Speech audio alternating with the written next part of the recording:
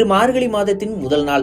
கடந்த சில நாட்களாகவே தமிழ்நாடு முழுவதும் காலை நேரங்களில் குளிர் அதிகமாக உணரப்படுகிறது.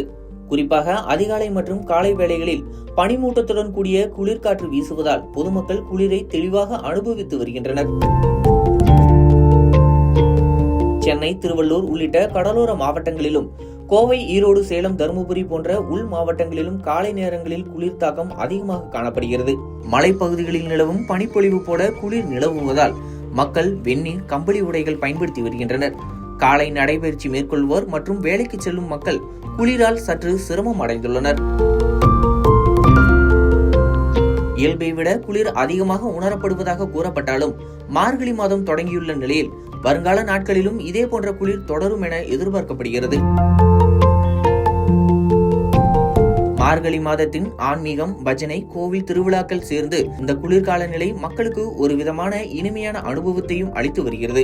இந்த நிலையில் குளிரின் தாக்கம் எப்படி இருக்கும், மழைக்கான வாய்ப்பு இருக்கிறதா என்பது பற்றி தனியார் வானிலை ஆய்வாளர் ஹேமச்சந்தர் கூறியதை தற்போது காணலாம். வணக்கம் ஹேமச்சந்தர், தற்போது பனிப்பொழிவு ஆனது எப்படி இருக்கு? இதனுடைய அடுத்த தாக்கம் எப்படி இருக்கும்? ஏன்னா இயல்பை விட அதிகமா இருக்கா இல்ல கம்மியா இருக்குன்னு நினைக்கிறீங்களா? கடந்த ஒரு வார காலமாவே தமிழகத்தின் பெரும்பாலான பகுதிகளில் பனிப்பொழிவு, குளிரின் தாக்கம் அதிகரித்து காணப்பட்டது. அதிலும் குறிப்பா நமக்கு மேற்கு தொடர்ச்சி மலையோர பகுதிகளில் ஏற்காடு, அதே போல கொடைக்கானல் மற்றும் வால்பாறை, உதகமண்டலம் போன்ற பகுதிகளில் 10 டிகிரி செல்சியஸ்க்கு கீழே நமக்கு வெப்பநிலை பதிவானதையும் உறைபனி நிலவுனதையும் பார்க்க முடிஞ்சிச்சு. ஆனா தற்போது ஈரப்பதம் மிகுந்த கீழ் திசை கிழக்கு காற்றின் வருகையின் காரணமா இன்று முதல் 3 நாட்களுக்கு, டிசம்பர் 16, 17, 18 ஆகிய 3 நாட்களுக்கு பனிப்பொழிவு மற்றும் குளிரின் தாக்கம் குறைந்து காணப்படும். அதே வேளையில மழைப்பொழிவு திரும்பும், மழை வானிலை திரும்பும் அப்படின்னு நம்ம எதிர்பார்க்கலாம்.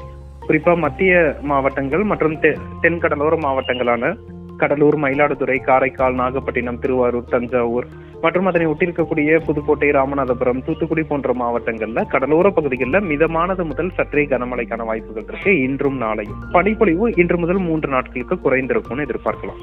மார்கழி மாதம் பிறந்திருக்கு. சென்னையை பொறுத்த வரைக்கும் மழையோடைய வாய்ப்பு எப்படி இருக்கும்? சென்னை மற்றும் புறநகர பகுதிகளை பொறுத்தளவிற்கு லேசானது முதல் மிதமான மழைக்கான வாய்ப்புகள் இருக்கு. கனமழைக்கான வாய்ப்புகள் இல்லை. அதே சமயத்தில் இன்று முதல் 3 நாட்களுக்கு சென்னையிலுமே இந்த பனிப்பொழிவு, குளிரின் தாக்கம் குறைந்திருக்கும் அப்படின்னு எதிர்பார்க்கலாம். மீண்டும் டிசம்பர் 19ஆம் தேதி முதல் அடுத்த சுற்று பனிப்பொழிவும் குளிரும் அதிகரிக்க இருக்கு.